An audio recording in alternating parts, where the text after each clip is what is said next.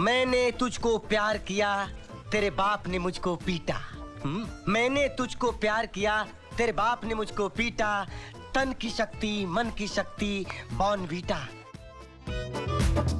ये लड़का शावर से बाहर आता है और हैरान हो जाता है कि यार मेरी शैडो कहाँ गई, किसी की शैडो कैसे गायब हो सकती है।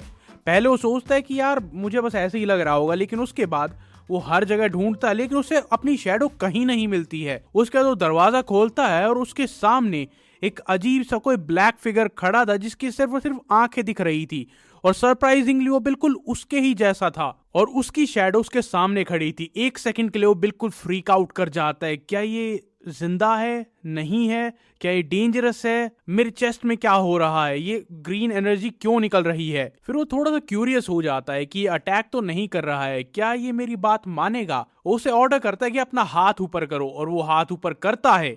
इस लड़के का नाम है रोहन और रिसेंटली इसके साथ बहुत सारी अजीब चीजें हो रही थी। इसकी आंख में दर्द होने लग जाता, फिर इसे एक अजीब सी दुनिया दिखती है जहां पर हर इंसान के ऊपर हेल्थ बार दिखाई दे रहा था और फिर उसे कोई अजीब सी दुनिया दिखाई देने लग जाती है जहां पर हर तरफ मॉन्स्टर्स थे, वो एक दूसरे को मार रहे थे और फिर एकदम से अचानक से सब कुछ वापस नॉर्मल हो जाता था। और जैसे ये सब कुछ काफी नहीं था, उसकी चेस्ट पर अचानक से एक अजीब सा टैटू आ जाता है जिसके अंदर से ऑमिनस डार्क एनर्जी निकल रही थी और अब उसकी शैडो उसके सामने खड़ी है। और सबसे कमाल की बात तो ये है कि वो शैडो इसके सारे ऑर्डर्स मानती है और अब उसे थोड़ी सी मस्ती आती है और वो उसे ऑर्डर देने लग जाता है कि तुम ये करो वो करो और वो उसकी सारी बात मानता है। लेकिन थोड़ी देर बाद उसका सिर दर्द करने लग जाता है और वो सोचता है कि यार ये शैडो आई कहां से। लेकिन उसके बाद जो उसकी चेस्ट पर टैटू बना हुआ था अचानक से वो ग्लो करने लग जाता है, वो ग्लोइंग एनर्जी बाहर आती है और उसके सामने एक स्टेटस विंडो आ जाती है जहां पर उसका नाम लिखा हुआ था, उसके एट्रीब्यूट्स लिखे हुए थे, खासकर उसके शैडो के एट्रीब्यूट्स लिखे हुए थे। और उसके पास बस और बस एक सिंगल एबिलिटी है, वो है शैडो डिवावरिंग। और उसमें शैडो के बारे में लिखा हुआ था कि वो उसकी एग्जैक्ट रेप्लिका है और वो उसकी हर एक कमांड मानेगी और उसकी मेमोरीज में जो कुछ भी स्टोर्ड है वो शैडो यूज कर सकती है, लेकिन वो खुद से नहीं सोच सकती। अब रोहन ट्राई करता है कि वो शैडो को टच करे लेकिन उसे रियलाइज होता है कि इसकी कोई फिजिकल बॉडी नहीं है। अब रोहन उससे पूछता है मुझे ये बताओ क्या तुम्हारे पास मेरी सारी की सारी मेमोरीज हैं, और वो शैडो नॉड करते हुए कहते हैं कि हाँ। और तभी रोहन भागकर अपनी टेबल पर जाता और वहां पर चीजें ढूंढने लग जाता, अपना मैथ्स होमवर्क निकाल कर लेकर आता और कहता है क्या तुम इसे सॉल्व कर सकते हो। शैडो हाँ कहती है और रोहन उसे पेन दे देता है। लेकिन जब वो शैडो वहां पर सॉल्व करने के लिए बैठती है तो उसे कुछ समझ नहीं आता क्योंकि वो शैडो अपने आप के लिए नहीं सोच सकती। और रोहन उसे कहता है कि ये टेस्ट में आंख बंद करके भी कर सकता हूं। लेकिन फिर रोहन उसे कहता है कि अच्छा मेमोरी से याद करो और तब इसे सॉल्व करो, तो वो शैडो सारी की सारी चीजें सॉल्व कर देती है। मतलब मेमोरीज में जो भी चीज है उसे ढूंढ कर यूज कर सकता है लेकिन खुद नहीं सोच सकता। अगर तुम्हारे पास ऐसी शैडो होती तो तुम उसका क्या यूज करते, कमेंट में जरूर बताना। और वो सोचता कि यार अब तो मुझे सुपर ह्यूमन बनने की जरूरत भी नहीं है, मैं बस अपनी शैडो की मदद से चीट कर सकता हूँ, मुझे अपनी सारी बुक्स बेच देनी चाहिए। जैसे ही पावर आई बुक्स को बेच दो। उसके बाद अपनी स्क्रीन पर प्लस का आइकॉन दबाता है ये देखने के लिए कि इसके पास और क्या एबिलिटीज हो सकती हैं या फिर कुछ और मिलेगा। और उसमें रिवील होता है कि वो हर एक शैडो से शैडो पॉइंट्स को एक्सट्रैक्ट कर सकता है और उससे फिर अपग्रेड कर सकता है। तो ये सुनकर रोहन बहुत ज्यादा इंट्रीग हो जाता है कि यार ये पावर काम कैसे करेगी, क्या मुझे वहां पर जाना पड़ेगा, क्या मुझे डार्कनेस के साथ कांटेक्ट में होना जरूरी है या फिर मैं दूर से कर सकता हूँ। वो यहाँ वहां देखता है। उसके बाद उसके कमरे में एक शैडो थी, वो वहां पर जाता, वो शैडो को अब्सॉर्ब करने की कोशिश करता है लेकिन कुछ नहीं होता, जिससे वो थोड़ा सा अनॉय हो जाता है कि यार इसका कोई यूजर मैनुअल नहीं है, मैं अपनी पावर्स को यूज कैसे करूं। लेकिन उसके बाद उसकी सिस्टम विंडो में एक पॉपअप आता है, वहां पर लिखा हुआ था कि तुम्हारे पास एक नई एबिलिटी है जिसका नाम है शैडो प्यूपिल और इसकी मदद से उसकी आंखों में एक अननोन चेंज हुआ है और वो अपनी एबिलिटी को एक्टिवेट कर सकता है जिससे वो डार्क साइड को देख सकता है और या तो सिर्फ ऑब्जर्व करे या फिर उसके अंदर जा भी सकता है। फिर रोहन सोचता है क्या ये वही दुनिया है जो मुझे पहले दिखाई दी थी। उसका तो सोचता है कि अभी के लिए थोड़ी धीरे धीरे चलता हूँ वरना अगर मैं वहां पर जाऊंगा कहीं कोई मुसीबत ना हो जाए। अपनी शैडो की तरफ देखता और कहता है कि चीटिंग करना बंद करो, जाओ कुछ पुशअप्स करो। और अचानक से उसकी शैडो खड़ी होती है और जमीन में गायब होने लग जाती है और वहां पर रोहन पैनिक करने लग जाते हैं कि भाई मेरी शैडो है, कहाँ जा रहा है। वो ढूंढता उसे नहीं मिलती लेकिन थोड़ी देर बाद उसकी शैडो बाहर आती है और रोहन चैन की सांस लेता है कि अच्छा वापस आ गई। और रोहन उससे पूछता है कि कहाँ गया था, वो लिख कर बताता कि मैं डार्क साइड पर था। और उससे पूछता है कि वहां पर क्या कर रहा था, वो लिख कर बताता कि एक्सरसाइज कर रहा था। उसके बाद उससे पूछता है क्या वहां पर एक्सरसाइज करना ज्यादा बेनिफिशियल होता है, वो कहता है कि हाँ। उसके बाद वो उससे डार्क साइड में भेज देता है कि जा पुशअप्स कर, क्योंकि उसे नहीं पता है कि आगे क्या होगा क्या नहीं होगा। अब वो जाकर बैठता अपनी टेबल पर ताकि वो थोड़ा बहुत काम कर सके। लेकिन फिर हमें दिखाया जाता है सीधा सुबह का सीन जहां पर वो सो चुका था, लेकिन जब वो उठता है तो उसके हाथ पैर दर्द कर रहे थे।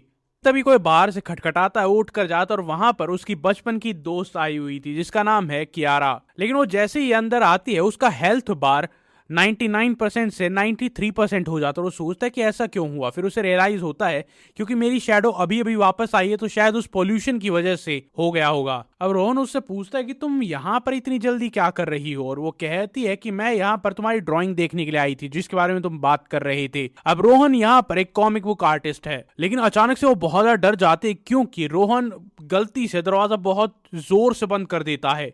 वो कहती कि क्या कर रहे हो, लेकिन जब वो पीछे देखती है तो रोहन भी वहां पर हैरान खड़ा था क्योंकि वो ऊपर की तरफ देखता है वहां पर दीवार में और दरवाजे में क्रैक आ गए थे और रोहन को अपनी स्ट्रेंथ पर यकीन नहीं होता। और वहीं दूसरी तरफ और कियारा भी उसकी बॉडी को नोटिस कर रही थी कि ये थोड़ा अलग लग रहा है और उसे कहती है क्या तुम जिम जाने लगे हो, और वो अपने सवाल को डिसमिस कर रही थी, अरे नहीं यार ये कहाँ जिम जाता। लेकिन उसके बाद जाकर उसे टच करती है, उसकी शर्ट उठाकर उसके एब्स देखती है और कहती है तुम शायद जिम जा रहे हो, तुम क्या कर रहे हो। और रोहन कहता है कि मैं बस अपने बुक शेल्फ को यहाँ से वहां उठाकर रखता हूँ, थोड़ी बहुत साफ सफाई करता हूँ और कुछ नहीं।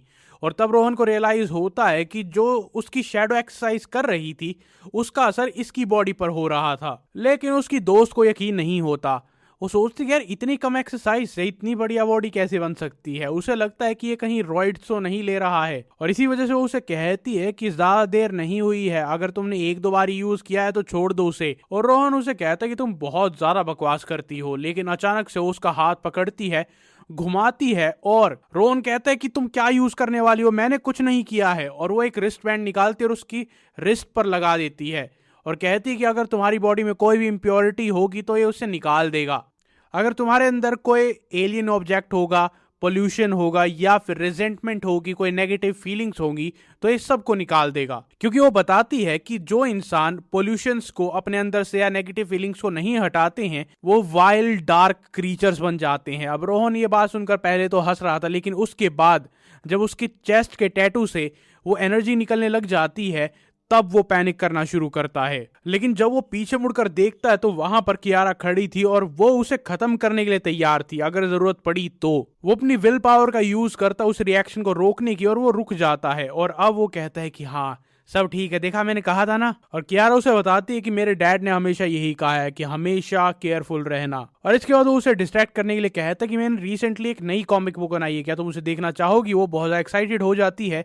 अब ये सब कुछ खत्म होने के बाद जब वो वहां से चली जाती है वो चैन की सांस लेता है कि यार मैं बाल बाल बचाऊं वरना मैं पकड़ा जाता। उसके बाद उसके पास एक नोटिफिकेशन आती है कि उसकी शैडो ने डार्क वर्ल्ड में एक्सरसाइज करना शुरू कर दिया है जिसकी वजह से उसे शैडो पॉइंट्स मिल रहे हैं। और वो शैडो को देखता और उसे रियलाइज होता है कि उसकी शैडो बहुत ज्यादा स्ट्रांग हो गई है। फिर वो सोचता है कि मैंने इसे रुकने के लिए नहीं कहा था, क्या ये तब से एक्सरसाइज ही किए जा रहा है। और रोहन को उस चीज के रिजल्ट्स भी दिख रहे थे, लेकिन वो उसे कहता है कि ये एक्सरसाइज हार्ड नहीं है। वो उसे बाहर बुलाता है और वो बहुत सारी टफ एक्सरसाइज करने के लिए कहता है। वो अलग अलग एक्सरसाइज बताता है, लेकिन उसके बाद वो उसे और हार्ड कर देता है कि अब वेट्स के साथ एक्सरसाइज करो, अब वेट्स के साथ रनिंग करो। लेकिन कियारा इस टाइम पर यहाँ से गई नहीं थी, वो बाहर खड़ी होकर सारी बातें सुन रही थी और उसे लगता है कि रोहन सच में ट्रेन कर रहा है। अब यहाँ पर नॉर्मल कैलेंडर नहीं चलता, यहाँ पर डिजास्टर कैलेंडर चलता है। मतलब जब डिजास्टर शुरू हुआ था उसके बाद की ईयर्स, और ये है 99th ईयर। अब रोहन बाहर जाता है और उसकी शैडो ट्रेन कर रही थी और वो स्ट्रांग हो रहा था, इसीलिए वो बहुत ज्यादा खुश था। अगले दिन वो और ज्यादा ट्रेन करता है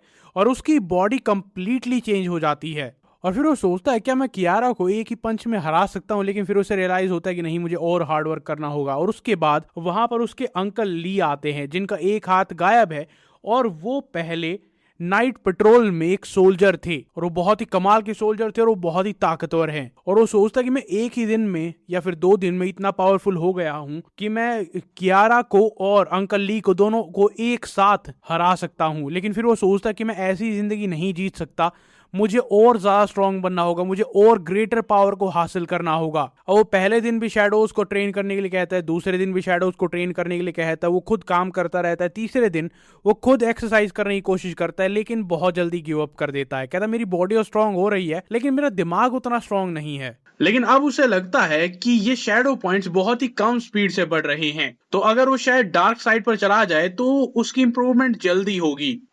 वो डार्क साइड पर जाने की कोशिश करता है और वो अपने फ्लोर के अंदर जाना शुरू कर देता है। ब्लैक टेंटिकल्स उसे अब्सॉर्ब करते हैं। वो एक ब्लैक अजीब सी जगह पर पहुंचता है। उसके बाद वो एक अलग डायमेंशन में पहुंच जाता है जो कि बिल्कुल डार्क और पोस्ट अपोकलिप्टिक वर्ल्ड की तरह लग रहा था, लेकिन वो उसके रूम जैसा ही लग रहा था। और तब उसे रियलाइज होता है कि वो पूरी दुनिया को ऐसे ही एक्सेस नहीं कर सकता। अगर उसे ये करना है तो उसे बाहर जाना हो। वो पहले बाहर जाता है और फिर दोबारा से डार्क वर्ल्ड में एंट्री करता है और अब वो बाहर पहुंच जाता है। वो आसपास देखता है, पूरी दुनिया तबाह हो चुकी थी, वहां पर कुछ नहीं था।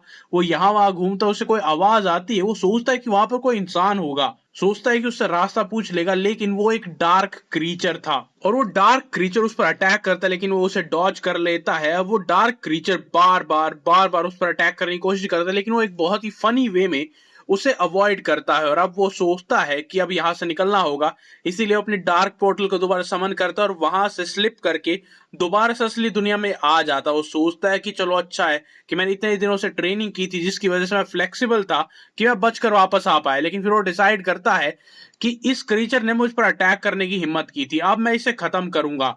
और अब अगले कुछ दिनों में वो कोशिश करता है, हर रोज वहां पर जाता है और उसे लड़ने की कोशिश करता है, लेकिन अगले दिन भी वो उसे नहीं हरा पाता। फिर अगले दिन जाता है, अगले दिन उसे चोट लग जाती है। फिर अगले दिन जाता है, उसके पिछवाड़े पर 3 स्क्रैच लग जाते हैं। और अब वो जाता है, कियारा वहां पर थोड़ी मरहम पट्टी करती है और कहती है आखिरकार तुम्हें हो क्या जाता है। कियारा उससे पूछती है आखिरकार तुम्हारे साथ हुआ क्या था, क्या तुम कहीं लड़ाई कर रहे थे। और वो कहता है कि ये सारे के सारे निशान से मेरे मेडल हैं। और वो कहती है बकवास करना बंद करो, तुम्हारी बॉडी थोड़ी स्ट्रांग होगी और उसके बाद तुम एरोगेंट हो जाओगे। लेकिन रोहन उसकी बात को इग्नोर करते हुए कहता है कि ये सब छोड़ो, मुझे ये बताओ 1 महीने के बाद मार्शल आर्ट्स टूर्नामेंट का जो टेस्ट है वो आने वाला है। और उससे पूछता है कि तुम्हारा उस बारे में प्लान क्या है। और कियारा भूल गई थी कि ऐसा कोई टेस्ट आने भी वाला है, क्योंकि जब से डिजास्टर आया था उसके बाद जो नॉर्मल चीजें होती जैसे कि म्यूजिक, आर्ट या फिर और भी कॉमिक बुक्स, ये सारे के सारे प्रोफेशंस पीछे चले गए हैं। अब ज्यादातर लोग इन्वेस्टेड होते हैं नाइट गार्ड्स में या फिर वॉरियर्स में, और जो इस मार्शल आर्ट्स एग्जाम में क्वालिफाई कर लेते हैं वो बहुत ही अच्छी जिंदगी जीते हैं और साथ ही साथ खतरे की जिंदगी भी होती है।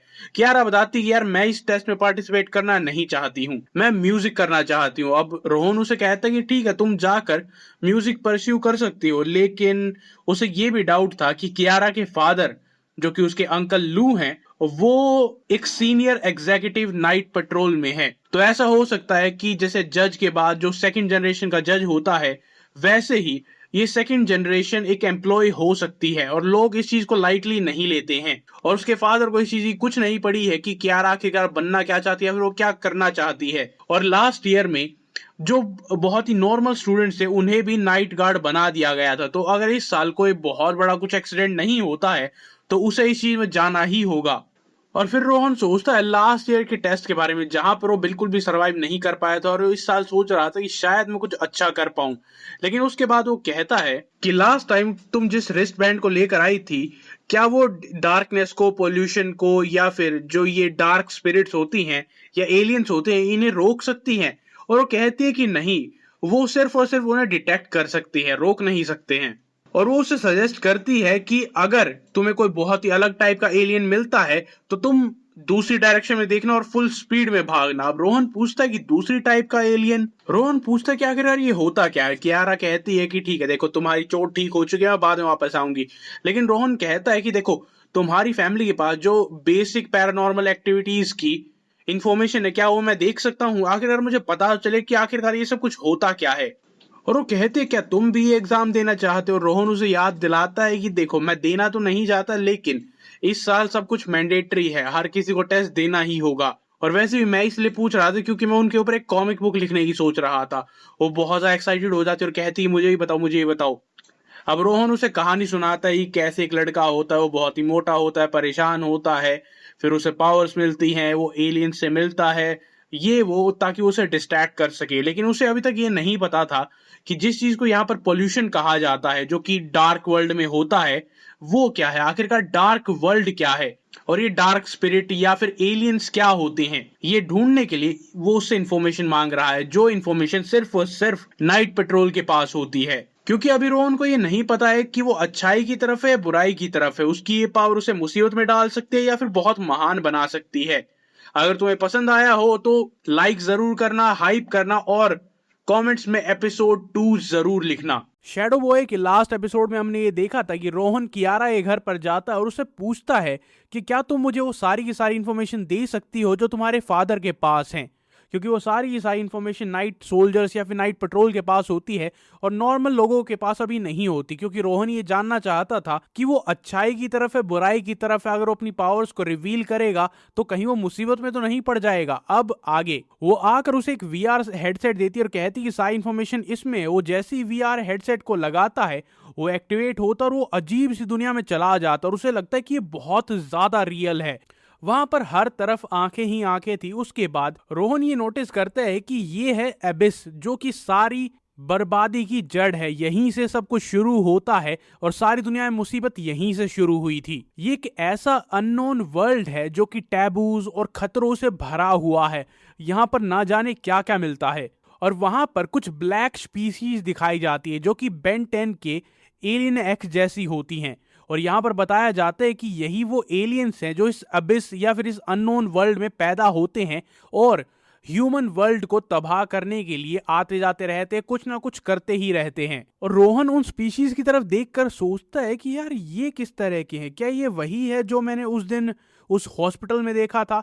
अब उसके बाद हमें बताया जाता है कि ये जो अबिस है और एक जो रियल ह्यूमन वर्ल्ड है उन दोनों के बीच में एक स्पेस है जिसे कि डार्कनेस कहा जाता है या फिर डार्क साइड कहा जाता है और वहीं पर रोहन जाता है और उस एलियन या फिर डार्क क्रीचर से लड़ता है। अब इस एबिस में जो कि ये अजीब सी दुनिया है, यहाँ पर क्रैक्स आने शुरू हो गए थे जिससे एलियंस निकलकर पहले डार्क साइड पर जाते थे और उसके बाद ह्यूमन वर्ल्ड में आ जाते थे। हालांकि ये सारी की सारी एक्टिविटीज नाइट पेट्रोल और नाइट गार्ड मॉनिटर करते हैं, लेकिन तब भी कभी कभी ये एलियंस निकलकर वहां पर आ ही जाते हैं। अब रोहन को वहां पर एक पोर्टल दिखाई देता है और वो उसमें जाता है और अब वो पहुंच जाता है डार्क साइड में, मतलब दो असली दुनियाओं के बीच में जो एक जगह है। अब इस डार्क साइड में होता यह है कि हर 2 महीने में एक बार नाइट पेट्रोल यहाँ पर आते हैं और पूरी जगह को रीसेट कर देते हैं ताकि एलियन वर्ल्ड से जो भी डार्कनेस यहाँ पर आई हो वो खत्म हो जाए और उसके बाद दोबारा से 2 महीने का टाइमर शुरू हो जाता है और जैसे ही 2 महीने का टाइमर पूरा होता है दोबारा चाहते दोबारा से क्लीन करते हैं।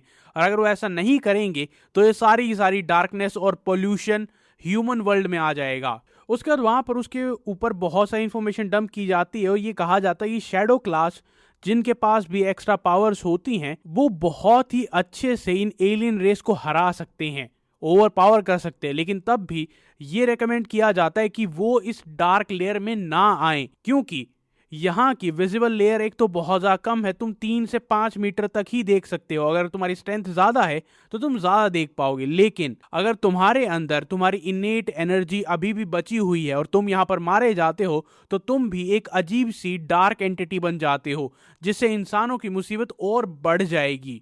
और तभी उसके पीछे एक डार्क मॉन्स्टर आ जाता है।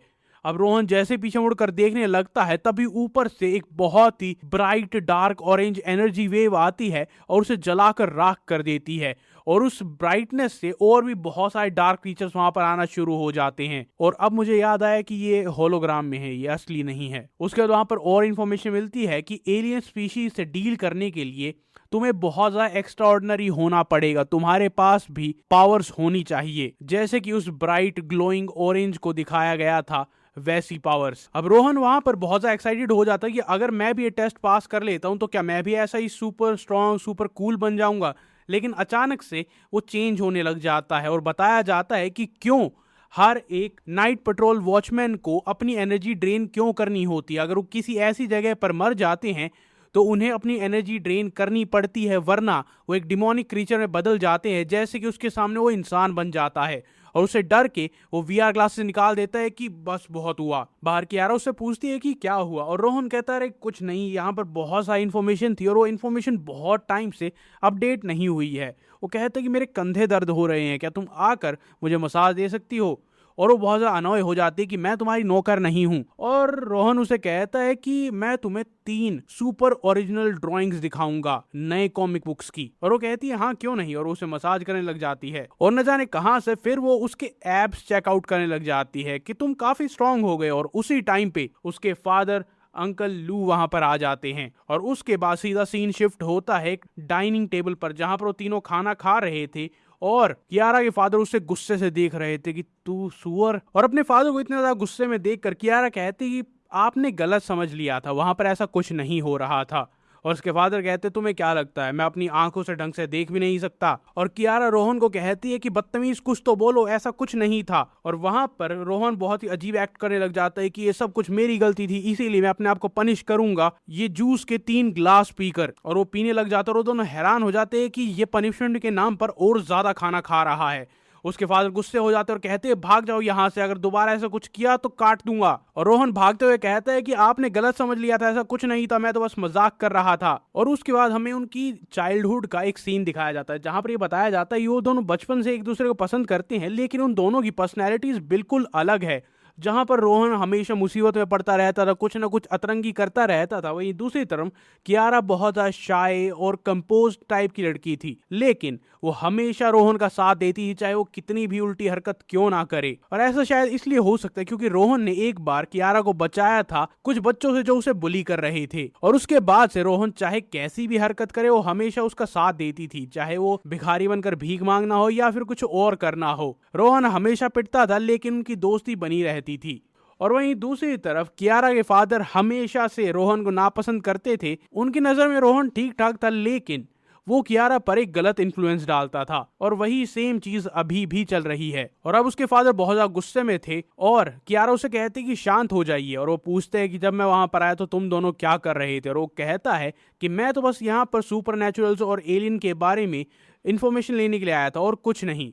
और उसके फादर का फेस थोड़ा अजीब हो जाता है क्योंकि उन्हें पता है कि कियारा ने ही उसे वो वीआर हेडसेट दिया होगा। और उसके फादर उससे पूछते हैं कि तुम्हें ऐसा क्यों लगता है कि सारे के सारे नॉर्मल स्टूडेंट से ये इन्फॉर्मेशन छुपा कर रखी जाती है, जो एडवांस करते हैं, जो उस टेस्ट को पास करते हैं, नाइट पेट्रोल बनते हैं, उन्हें ही ये इन्फॉर्मेशन क्यों दी जाती है। और रोहन कहता है पता नहीं, मुझे कोई आइडिया नहीं है, शायद कोई रीजन होगा जिससे वो इन्फॉर्मेशन को प्रोटेक्ट करना चाहते हैं।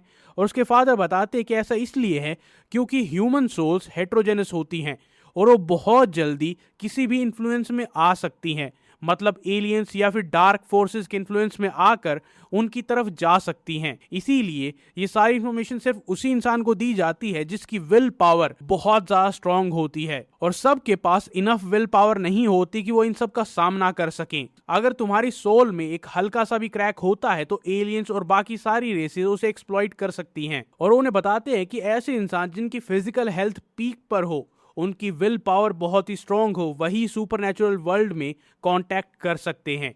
और तब रोहन को रियलाइज होता है कि सुपर पावर्स का ये रास्ता बहुत ज्यादा खतरों से भरा हुआ है, इसे पार करने के लिए पेशेंस की बहुत ज्यादा जरूरत है। और अब उसके फादर थोड़े उदास हो जाते हैं और कहते हैं कि असिस्टिव डिवाइस के बाद भी बहुत सारे लोग हर साल कंट्रोल लूज कर देते हैं और इससे हमें बहुत ज्यादा दुख होता है, क्योंकि ऐसा होने के बाद ना तो वो जिंदा रहते हैं ना ही वो मरते हैं, वो एक बीच में कहीं फंस जाते हैं, वो अपनी बॉडी को, अपनी सोल को कंट्रोल नहीं कर पाते हैं, जो कि सबसे बुरी बात है। और उसके फादर कहते हैं कि इसीलिए मैं चाहता हूं कि तुम अभी इन सारी चीजों के बारे में इंफॉर्मेशन गैदर ना करो और ना ही उसके बारे में जानो।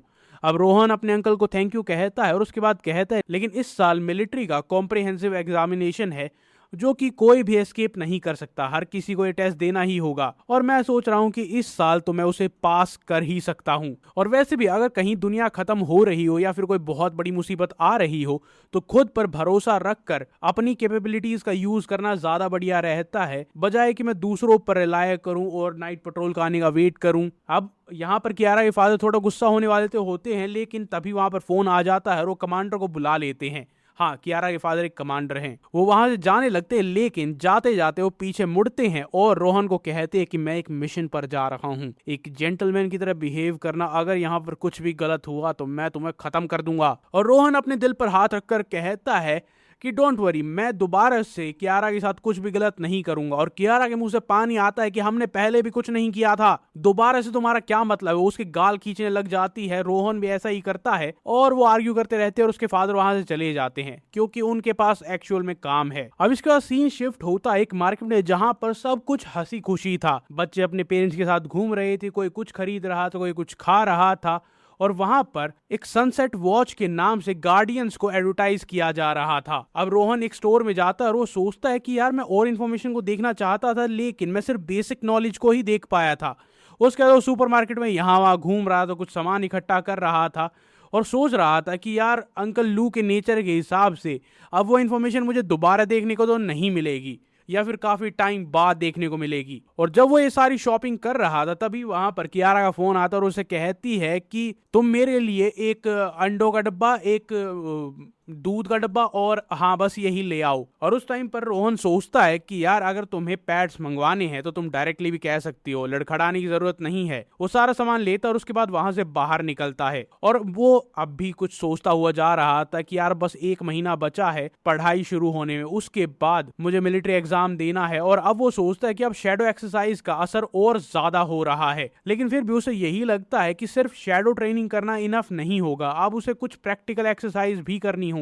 और वो जैसे गली से जा रहा तो वो आसपास देखता और सोचता है कि यार नाइट पेट्रोल या फिर मिलिट्री एक्टिविटी को बहुत ज्यादा एडवर्टाइज किया जा रहा है, मतलब कुछ तो बहुत बड़ा होने वाला है। और इसी वजह से इस साल मार्शल आर्ट एग्जाम भी सबको देना है, मतलब उन्हें और ज्यादा रिक्रूट्स या फिर और ज्यादा सोल्जर्स की जरूरत है। वो ऊपर आसमान की तरफ देखता है, वहां पर काले बादल आ जाते हैं और वो सोचता है कि सच में कुछ तो बुरा होने वाला है। इसीलिए वो प्रैक्टिस करने के लिए अब डायरेक्ट शैडो वर्ल्ड में चला जाता है। वो आसपास देखता है कोई नहीं है, शैडो वर्ल्ड को एक्टिवेट करता है और उस दुनिया में चला जाता है। लेकिन जैसे ही वो वहां पर जाता है उसे एक मीटर दिखाई देता है जहां पर हेल्थ बार था 14%। वो सोचता है कि ये कौन है। उसके सामने से एक लड़का आ रहा था जिसके अंदर से लाल लाल लिक्विड निकल रहा था और उसकी आंखें डार्क पर्पल हो चुकी थी। वो लड़खड़ाते उसके पास आता और कहता है कि भागो यहाँ से। और उस टाइम पर रोहन सोचता है कि तुम यहाँ पर इस बिल्डिंग से कैसे आए, तुम जिंदा कैसे हो, तुम हो कौन और यहाँ क्या कर रहे हो। इससे पहले कि वो किसी बात का जवाब दे पाता वो वहीं पर कोलैप्स कर जाता है। तब भी वो रेंगते हुए आगे बढ़ता और उसका हेल्थ बार अभी भी 14% था। और तब उसे वहां पर पीछे 2 बच्चे दिखाई देते जो कि बहुत ज्यादा डरे हुए थे और वही शैडो एंटिटी जो कि उससे लड़ रही थी, इतने दिनों से उसे परेशान कर रही थी, उसकी हेल्थ अब 24% थी और अब वो इन तीनों पर हमला करने के लिए भाग रही थी। और अब रोहन कहता है कि अच्छा तो तुम इस चीज का रीजन हो। और अब रोहन गुस्सा होने लगता है कि तुम मुझे तो परेशान करते ही थे, बाकी सबको भी परेशान करने लगे हो। और अब हमें वो सीन दिखाया जाता है कि आखिरकार ये तीनों यहाँ पर आए कैसे। ये जो लड़का था एक नॉर्मल गवर्नमेंट सर्वेंट था, लेकिन ये अपनी शिफ्ट से वापस आ रहा था और सोच रहा था कि यार मैं बहुत ज्यादा थक चुका हूँ, मुझे थोड़ा रेस्ट लेना चाहिए, क्या मैं रिजाइन कर दूं। लेकिन तभी उसे वहां पर एक अजीब से शैडो टेंटिकल्स दिखाई देते हैं जो कि एबिस या फिर उस अलग डायमेंशन से आते हैं और 2 बच्चों को अपने साथ ले जाते हैं। और वो हैरान हो जाते हैं कि ऐसा कैसे हो सकता है, ये कभी नहीं होता, ये चीजें बहुत ज्यादा कंट्रोल्ड होती हैं। लेकिन बिना सोचे समझे वो उन्हें बचाने के लिए कूदता है, उन दोनों का हाथ पकड़ लेता है, लेकिन तब भी उन्हें खींच नहीं पाता बल्कि वो उन दोनों के साथ वहां पर चला जाता है। वो वहां पर जाकर सोचते हैं कि ये क्या हो रहा है और तभी वो शैडो एंटिटी उन पर अटैक कर देती है। वो उन्हें डिफेंड करने की कोशिश करता है लेकिन वो उतना स्ट्रांग नहीं था। वो उन दोनों बच्चों को बचाने की कसम खाता और उसके साथ साथ अपने डिवाइस से डिस्ट्रेस सिग्नल भेज देता ताकि वहां पर नाइट पेट्रोल आए और उन्हें बचा ले। और उसके बाद वो उतार कर उन दोनों बच्चों को दे देता है कि ये तुम्हें पोल्यूशन से बचाएगा और उसके साथ साथ जब नाइट पेट्रोल यहाँ पर आ जाएगा तो वो तुम्हें बचाएंगे। लेकिन उसे ये भी पता था कि उसे यहाँ पर सबको डिफेंड करना पड़ेगा और अब वो शैडो एंटिटी उस पर अटैक करने के लिए आती है। और रिजल्ट तो हमें पता ही है कि क्या हुआ था, क्या वो उसे बचा पाएगा या नहीं। इस सीरीज पर बहुत कम व्यूज आ रहे हैं, इसीलिए नाम तुम्हें कमेंट सेक्शन में मिल जाएगा और शायद इसका नेक्स्ट एपिसोड ना आए।